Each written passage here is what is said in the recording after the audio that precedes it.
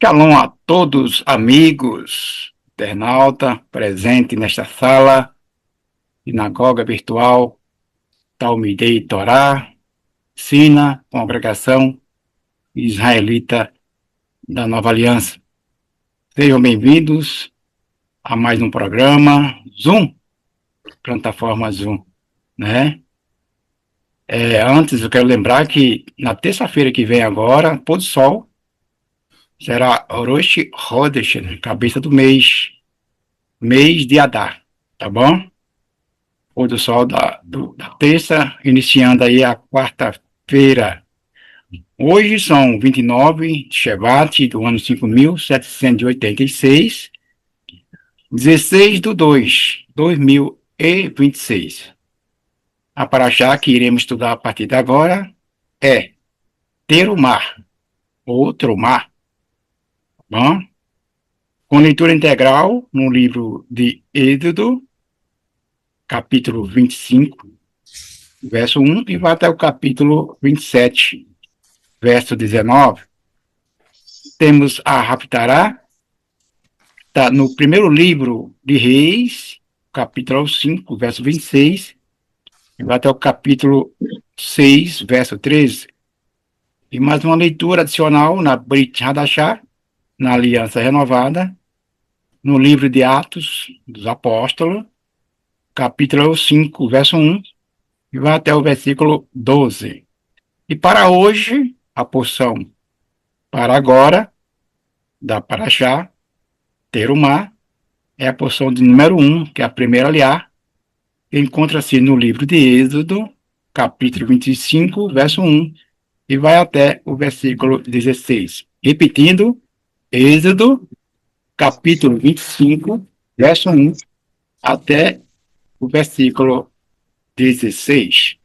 Nossos amados já estão presentes com operadores de hoje, o Rosh Nakidimo e também o More Moshe, o qual desejamos que o Eterno abençoe a todos vocês e esteja à vontade. Shalom.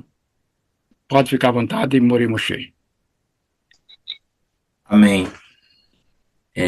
Então nós vamos fazer a leitura em hebraico, como liberada aqui pelo Rosh Nakidimo. Vai daber Adonai el Moshe lemor, daber bnei Israel, vekicho li teruma, meet korish asher, yedevenu libo, tikicho et torati vezot, aterumar asher tikicho, meitam zahav zachesef, unechosheti, utecheleti, ve'argaman, ותולעת שני, וששי ועזים, ואורות אלים, מאדמים, ואורות תחשים ועצי שיטים, שמלאה מואר, ושימים לשמי המשיכה ולקנטורתיה סמים. ובני שוהם ואבני מילואים לאפוד ולחושן ועשו למקדש והכנתי בתוכם ככל אשר אני מראה אותך את תבנית המשכן ואת תבנית כל כליו וכם תעשו. Amém. Amém. Amém. Moshe, é um privilégio muito grande, uma grande satisfação podermos estarmos juntos. Mais uma vez, o Eterno nos concede esta oportunidade única. Eu digo única porque é um privilégio, né? Amém. Na pessoa do Rosh Avshalom, quero cumprimentar a todos os que estão aqui na sala conosco, dizer que é uma satisfação muito grande. E também me justificar perante vocês que hoje eu não estou fisicamente muito bem, tá bom? Portanto, eu vou deixar mais oportunidade para o Murê Moshe, tá bom? Mas eu quero, meus amados, antes de falar da Parashat Trumá, que é a 19ª Parashá deste ano, né? Nós estamos na primeira Aliá, que está no capítulo 25, verso 1. Mas antes, eu gostaria de refletir com os amados, bem rápido, os últimos versos da Parashá anterior. Preste bem atenção, meus amados, porque é muito tempo, é muita coisa para se pronunciar, que a Parashá da semana passada foi fantástica, como todas é muito fantástica, é um aprendizado muito grande, né? E não dá tempo para se falar de toda a Parashá num dia só, não tem como, né? Mas, veja bem, a Parashá da semana passada terminou com o capítulo 27, verso 15, da seguinte forma: subiu Moshe ao monte e a nuvem cobriu o monte e pousou a honra do Eterno sobre o monte Sinai. E cobriu a nuvem 6 dias. Por 6 dias a nuvem ficou sobre o monte Sinai. E chamou Moshe no 7º dia, no meio da nuvem, e a aparência da glória do Eterno era fogo consumidor sobre o cume do monte, aos olhos dos filhos de Israel. E entrou Moshe, pelo meio da nuvem e subiu ao monte. Esteve Moshe no monte 40 dias e 40 noites. Meus amados, nós temos um privilégio muito grande. Até quero comentar que o Rabino Ishai falou já por 2 Shabat consecutivos que hoje nós temos a Bíblia na nossa mão unicamente porque o povo de Israel vive. Nosso povo vive unicamente por essa razão. Porque por muitas e muitas vezes, nações, algumas pessoas já quis eliminar o povo de Israel da terra, como hoje tem quem quer eliminar o nosso povo da terra de Israel. E o Rabino Ishai comentou, e é verdade, que já quiseram fazer outras Bíblias. Bem, Murê Moshe, podem até fazer. Podem até fazer, se quiser fazer, porque a gráfica ela é para fabricar livro. Ela vive disso. Mas já temos na mão, para o Hashem por isso, já temos nas nossas mãos o original. Tem a Torá Kasher em Curitiba, tem em Tucuruvi, tem lá Curuxipil, tem aí em Vila Velha uma Torá Kasher. Então, deixa eles fabricar livro. Não tem problema. Nós temos o original. Então, mas veja que privilégio de um homem ser chamado pelo Eterno, subir ao monte,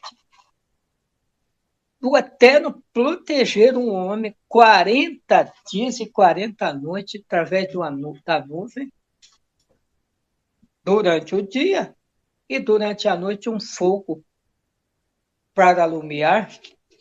E Moshe ficou 40 dias e 40 noites. É pouco, meus amados. A gente vê muitas pessoas hoje dizer que foi no monte, ficou tantos dias, ficou nada. E desce, que Deus falou com ele e desce lá do mesmo jeitinho que subiu. Com os mesmos pensamentos, com as mesmas ideias, só vem falando coisa a mais para sacrificar mais o povo que fica com ele. Bem, e quando Moshe, então, desce do monte, Então, ele, na sequência, vem a Parashat Trumá, que o Eterno pede para Moshe falar. E falou o Eterno a Moshe, dizendo, fala aos filhos de Israel.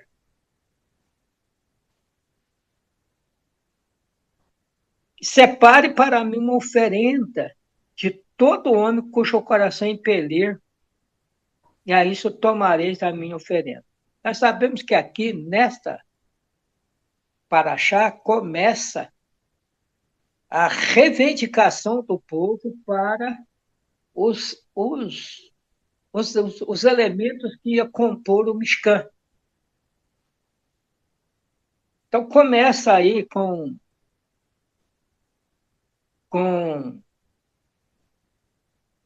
o ouro, a prata, cobre, tecido de lã, púrpura, carmesim, pelo de cabra, tudo que se compunha, que era para compor o mexicano, começou a ser requisitado pelo nosso povo, ou do nosso povo, aqui nessa paraxá. Mas por quê? Por quê? A Shekhinah de Hashem não estava bom sem o mexicano? A nuvem durante o dia, no calor escartante do deserto, a nuvem protegendo, e durante a noite, que também o deserto, durante a noite é bastante fria, não estava bom? Eu acredito que sim, Mas precisava de algo mais, algo que fosse palpável. Então, precisava de alguma coisa a mais para o nosso povo. Então, aí se pede, então, as oferendas, que, como disse, ia compor a composição do mexicano, que logo na sequência vem a arca, e dentro da arca foi tão necessária a arca, porque dentro da arca foi colocado os 10 preceitos. O maná, a vara de Arão, tantas coisas que foi colocado depois no Mishkan. Bem, eu separei aqui, Roche, já eu passo para ti. Por quê?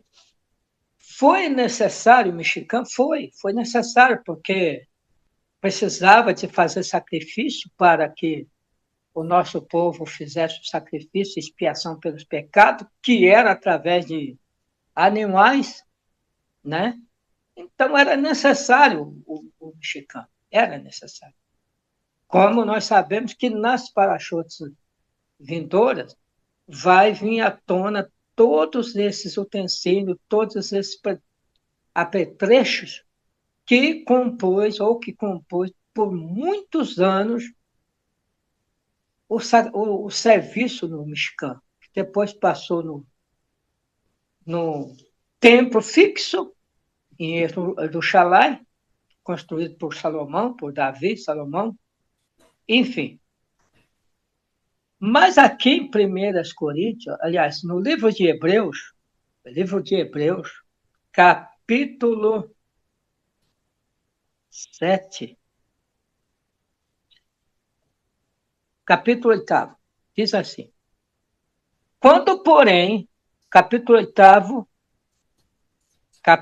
9, verso 11, 11º.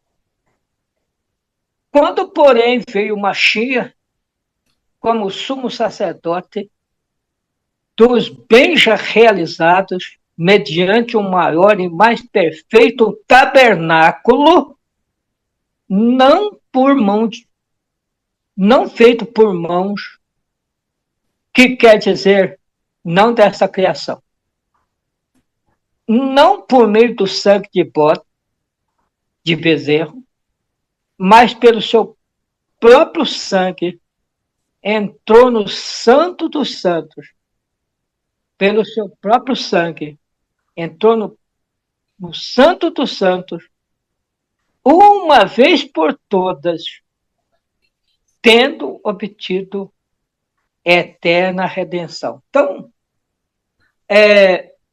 Yeshua, como foi bastante comentado na Paraxá da semana passada, que Yeshua, o sacrifício de Yeshua,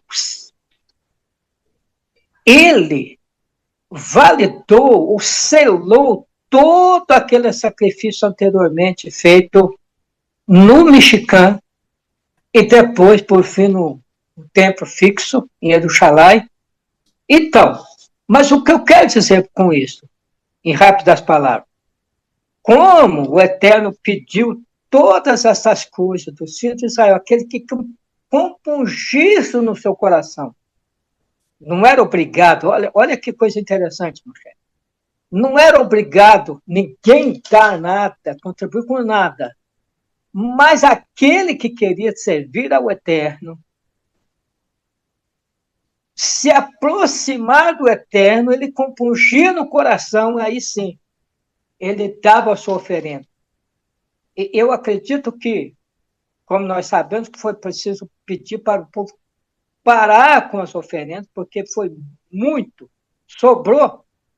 É o que nós não parece que nós não vemos isso hoje, Moisés.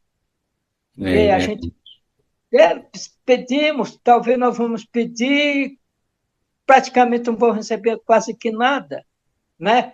Mas o povo deu com sobra.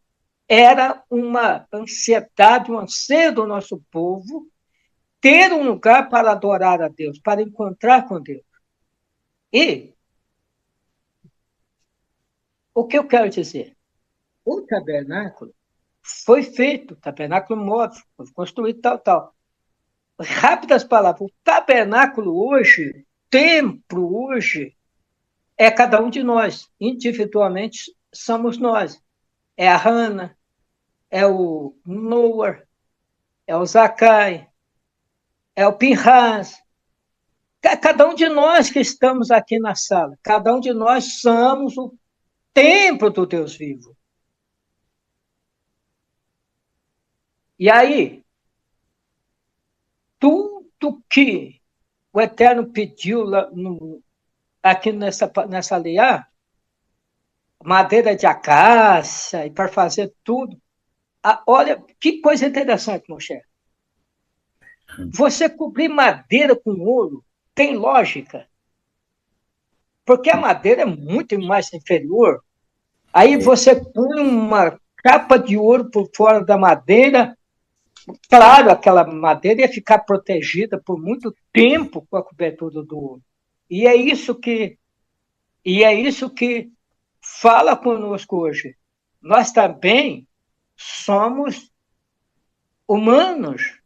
Às vezes, a nossa deficiência, ela precisa de cobertura, da cobertura do Ruach HaKodesh. O tabernáculo foi construído. Quando ele foi construído, a Shekhinah de Hashem pousou cobriu o tabernáculo através de uma nuvem. E nós, cada um de nós individualmente, o Ruach HaKodesh para habitar em nós, que é a cobertura de ouro da nossa deficiência, precisamos disto. Precisamos nos ater com o Eterno e nos aproximar do Eterno com mais kavaná, com mais responsabilidade, com muito mais amor. A paraxá da semana passada foi a paraxá cívica, moral, mas muito humanitária. E a paraxá da construção do mexicano, que começa aqui com o utensílio mexicano, é do mesmo modo. O povo unido. E é assim que nós precisamos ser. Moshe, eu quero passar para ti dar sequência a primeira aliá, que eu sei que tu tem muita coisa para falar conosco.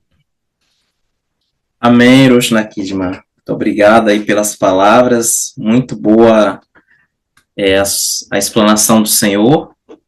Foi muito importante essa explanação inicial, e realmente, quando o Eterno dá um mandamento, ele tem um propósito que beneficie o próprio povo em si. Nós vamos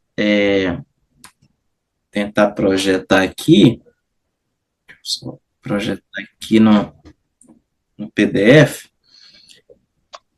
Nós vemos que essa paraxá, ela inicia com algo muito importante, como o próprio Roshi Nakidman colocou, sobre a questão da união, a questão da importância da presença do Eterno em nossas vidas, presença do Ruach HaKodesh.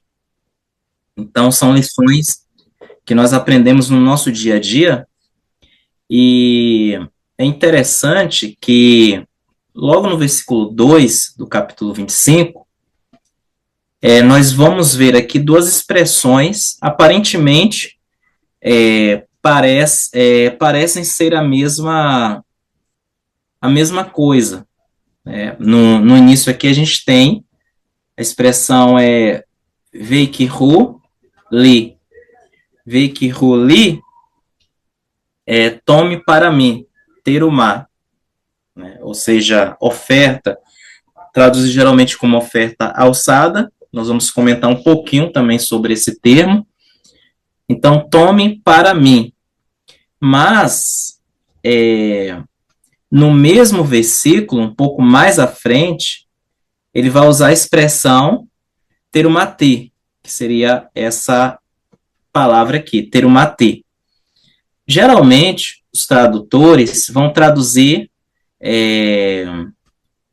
tanto a expressão li terumá ou terumá li, às vezes aparece esse li depois da palavra pertencente ou direcionada para determinada pessoa.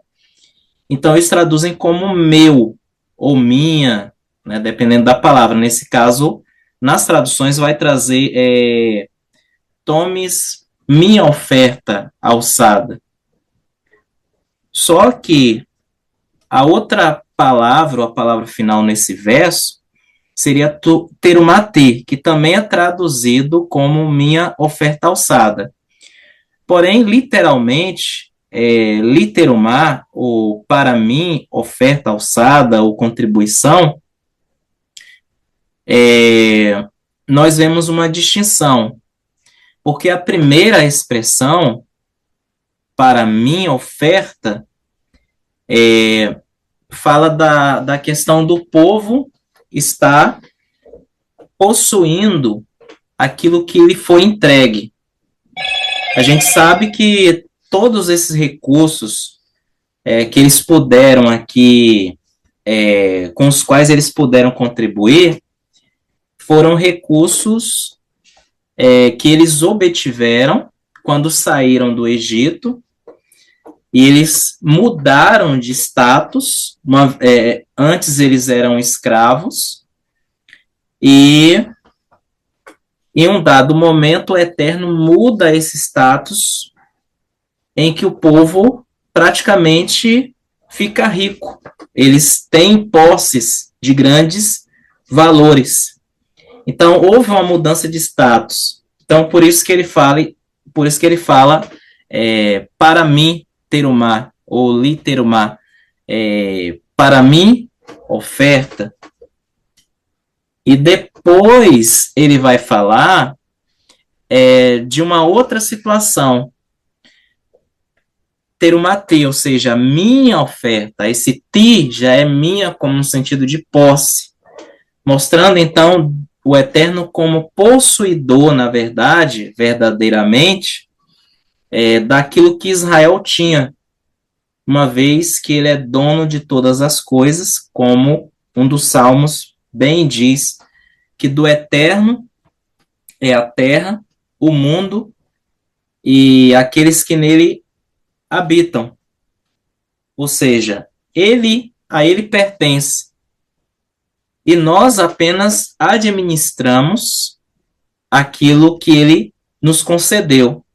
Quando foi dada a ordem para o povo de Israel pedir esses recursos ali no Egito, o Eterno estava demonstrando que, na realidade, ele era dono, mesmo que o Egito possuísse todas aquelas riquezas, mesmo que posteriormente o povo de Israel possuísse aquelas riquezas, mas uma vez que ele deu a ordem, ele estava dando o aval e o direcionamento, porque quem, na verdade, era dono de todos aqueles recursos era o próprio Eterno.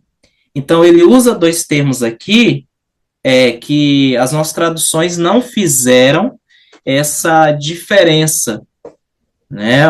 A primeira significa que eles estavam com aquilo, possuíam de uma maneira não totalitária, porque o Eterno é dono, e depois o Eterno se apresenta na expressão terumati, ou seja, minha oferta, como indicando que, na verdade, quem de fato era e é dono é o próprio Eterno. Agora, é interessante que para o povo entender essa questão, foi exatamente essa instrução que o Eterno vai dar, justamente para que não houvesse esse prendimento ou esse apego àquilo que eles possuíam.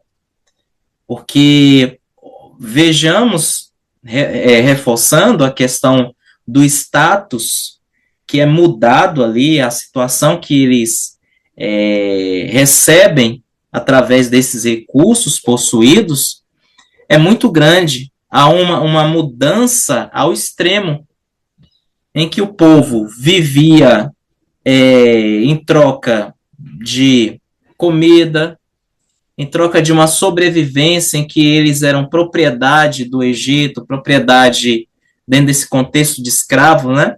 Propriedade ali de Faraó, mas o Eterno vai mudar esse status de Israel. Tanto é que ele, inclusive, vai falar de algo interessante lá em Êxodo capítulo 19, versículo 4 e 5, que se Israel guardasse os seus mandamentos, ouvisse as vozes do Eterno, eles seriam o próprio propriedade peculiar, só que essa propriedade peculiar seria secular, ou seja, tesouro amado, tesouro escolhido, tesouro escondido, que esse tesouro geralmente os reis usavam no período de grandes eventos, e não em qualquer momento, mostrando a importância, o valor que o povo de Israel, nosso povo, tinha e tem diante do Eterno. Amém. Então, até a linguagem que o Eterno vai usar não é uma linguagem que vai subjugar o povo, como os egípcios faziam com o povo. Então, existe esse tratamento diferenciado. E isso é muito magnífico, por quê? Porque, na verdade, nós vemos o cuidado do Eterno, baseado, logicamente, em uma aliança, em uma condicional, justamente para que o ser humano ou o nosso povo seja um povo responsável, moral, que tenha ética, espiritualidade e assim por diante. Então, todos os mandamentos e as orientações do Eterno, na verdade, beneficia o próprio povo de Israel. E entre esses mandamentos está justamente essas ofertas ou contribuições para a construção do Mishkan, né? E é interessante que esse desprendimento, como o Roshi Nakidmo bem acentuou, ele seria algo voluntário. Por quê? Porque nós entendemos que a Torá dada a nós ela não é algo, ela não é é, um jugo pesado, mas envolve justamente um relacionamento com o Eterno pelo que nós o amamos. Ou seja, o sentimento de amor que nós temos por ele, porque aquele que ama guarda os mandamentos do Eterno, aquele que o ama verdadeiramente. Então, aquela ordem deveria ser praticada de maneira voluntária. E é interessante que isso envolvia, então, esse desprendimento, justamente mostrando que o povo de Israel, na realidade, não era dono daquilo que possuíam, mas o eterno na vida deles e daquilo que eles possuíam. A palavra voluntariamente seria a palavra ideveno. Ideveno, em hebraico, vem da palavra nadav, seria essa palavra aqui. Nadav significa incitar e apressar. Ou seja, o povo não hesitou em fazer. Além deles desejarem, compungirem-se ou os seus corações eles estarem voltados, impulsionados para aquilo, eles não se demoraram em realizar aquilo que o Eterno determinou. E aqui nós aprendemos uma lição muito importante para as nossas vidas, em que nós devemos estar sempre prontificados em fazer a vontade do Eterno e não hesitar, mas nos esforçarmos e fazermos o quanto antes para que essa maravilhosa, às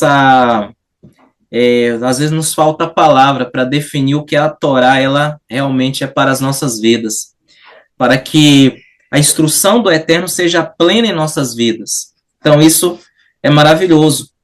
É interessante que existe uma interpretação ou um método de interpretação judaico que fala sobre a questão de o específico para o geral. Ou seja, nós vemos que essa atitude aqui, usando o termo voluntariamente, foi usado de maneira específica nesse momento. Mas, no geral, todos os demais mandamentos deveriam ser cumpridos na mesma intensidade, no mesmo grau de intensidade. Então, além dos ofertantes estarem de coração aberto, eles não se demoraram para dar as suas ofertas, mas foram rápidos e ágeis em fazer o que era certo. Então, nunca se demore em fazer aquilo que é correto, porque fazer o que é correto, na verdade, é um presente que o Eterno nos dá para fazermos, é uma oportunidade que Ele está nos dando. Então, o coração do povo, além de estar aberto, voltado para aquilo que estavam fazendo, eles, de maneira ágil, já providenciou aquilo que era necessário, e, como o Rush bem acentuou, o Rush Nakidmo reforçou aí, que até, na verdade, suplantou a expectativa daquilo que eles poderiam dar, porque deram a mais ainda, estavam dando a mais ainda. Então, essa dedicação a Senrosh. Só permita uma coisa, só que o Moreira está comentando aí e me chamou muita atenção, e é uma realidade, porque o nosso povo aqui ofertou, e é muito, muito interessante, porque nada que nós possuímos, nada que nós possuímos, é de nossa própria força. O Eterno nos deu saúde, nos abençoou e aquele que tem adquiriu, porque o Eterno permitiu que isso acontecesse. Mas o que eu quero dizer é que o cumprimento, como você disse aí, o cumprimento da disponibilidade do agido do coração, todos os outros mandamentos devem ser, como você disse, na mesma proporção. Não pode demorar. Às vezes, veja bem, às vezes nós recebemos o nosso salário, que é aquilo que o Eterno permitiu que nós ganhamos durante um mês, durante uma semana, uma tarefa, enfim. E a gente fica postergando, deixando para entregar o dízimo lá depois. E não pode ser assim, não deve ser assim. Sabe por quê? A sinagoga tem despesa todos os dias. Todos os dias. O líder que vive da obra precisa comer, beber e vestir. Então, meus amados, vocês estão aqui na sala, não deixa para depois. Faça quanto antes. O Eterno te abençoou. Não é da força do seu braço ou dos nossos braços. É dádiva que o Eterno tem nos dado. Tudo é do Eterno, nada é nosso. Nada. Eu, às vezes, vejo pessoas dizendo assim, ó, sabe por que eu tenho? Porque eu trabalhei. Sim, você trabalhou. Mas se o Eterno não tivesse dado força e saúde para você, você não tinha nada. Então, agradeça a Deus. Sejamos nós gratos a Deus por isso. Pode continuar, Moisés. Amém. Muito bem colocado, Rocha. Então, agora o Eterno fará com que o povo participe da construção do tabernáculo, do Mishkan, dando o material necessário. Então, por isso ele fala aos filhos de Israel que me tragam oferta alçada. É interessante que essa palavra terumá, terumá seria no hebraico bíblico antigo, né? E trumá seria no hebraico moderno. Geralmente esse e no comecinho da palavra, ele geralmente é mudo no hebraico moderno. Aí, por isso alguns vão comentar trumá no hebraico moderno ou outros terumá no hebraico bíblico, né? Então, com o passar do tempo, devido à adaptação da língua hebraica moderna com outras línguas, acabou que algumas letras elas foram suprimidas, elas foram o som delas foram anuladas, elas estão ali, porém muitas vezes não são pronunciadas, como a letra Re, por exemplo. Tem gente que fala Elohim, outros Elohim, né? Elohim no hebraico moderno, Elohim no hebraico bíblico, né? Então a palavra terumá, ou trumá, ela significa, vem da palavra ruma, que significa elevar, significa levantar, né? Então, quando o povo tomou essa atitude, ali houve uma elevação espiritual. Naquele momento ali, aquela oferta e aquela maneira com que eles fizeram, com seus corações voltados, incendiados por aquilo que eles faziam, eles se elevaram espiritualmente, eles se aproximaram do Eterno.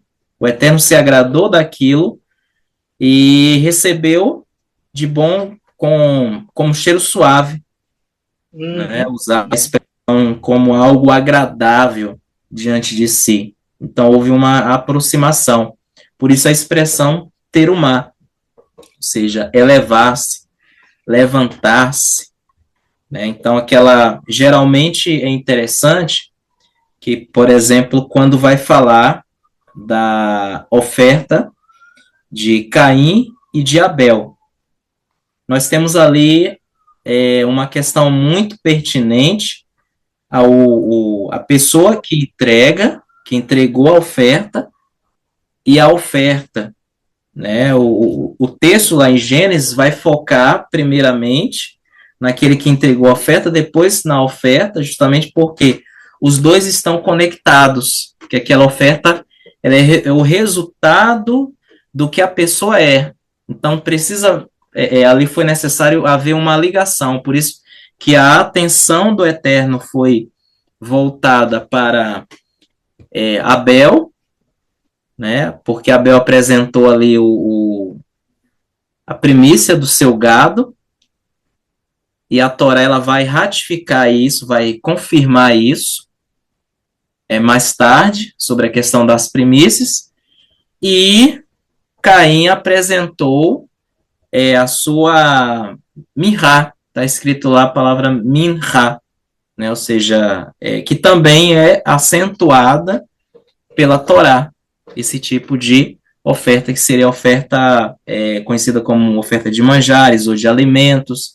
Então, todas as duas ofertas foram importantes. A questão é a maneira como isso foi entregue, como estava o interior de cada um, né? Ou seja, ligado, justamente se deram de maneira com coração fervoroso. No caso, Abel, sim, deu com coração fervoroso. Já Caim, não. Caim, o problema em si não estava nem na oferta, estava justamente na maneira como era entregue, já que a oferta era consequência, deveria ser a consequência do que era a pessoa, né? Então, não havia um desligamento. Eu vou entregar simplesmente por entregar, né? Então, deve haver esse sentimento, né? Esse sentimento agradável, esse sentimento de ou seja, o mandamento ele não pode suprimir o desejo, né? Por isso que existe aquela questão da gente se submeter à vontade divina, mas não tendo aquilo como uma mera obrigação. Você ter a alegria de fazer aquilo que é correto fazer, né? Onde as coisas elas começam a fluir na sua vida. Faz uma grande diferença em sua vida em todas as áreas. Área espiritual, outras áreas, área material e assim por diante. Então, por isso que a gente precisa ter esse desejo, como a própria Paraxá, início da Paraxá, vai trazer. Então, essa parte inicial é algo muito importante, porque por que a Paraxá ela vai nortear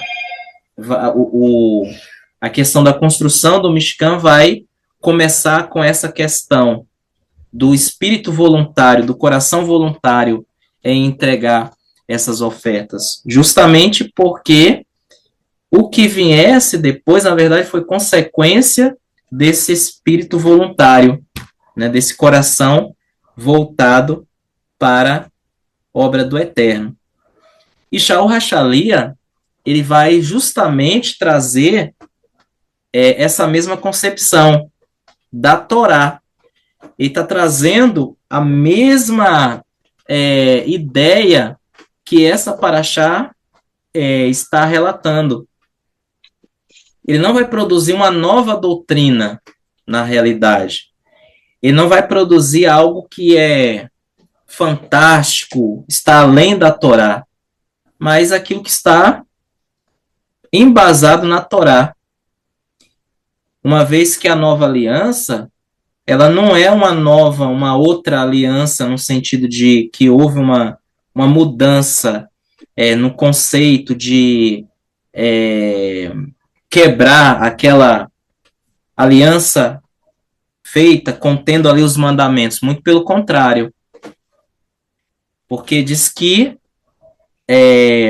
essa nova aliança seria baseada nos mandamentos, né? Ou seja, guardareis os meus mandamentos, os meus estatutos, colocarei a minha lei no vosso interior, no vosso coração. Ou seja, não é uma outra Torá, né? Como, por exemplo, a palavra Deuteronômio. A palavra Deuteronômio é uma palavra que significa uma segunda lei. Só que a ideia de segunda lei, na verdade, é uma ideia que muitas vezes desvirtua como se fosse outra.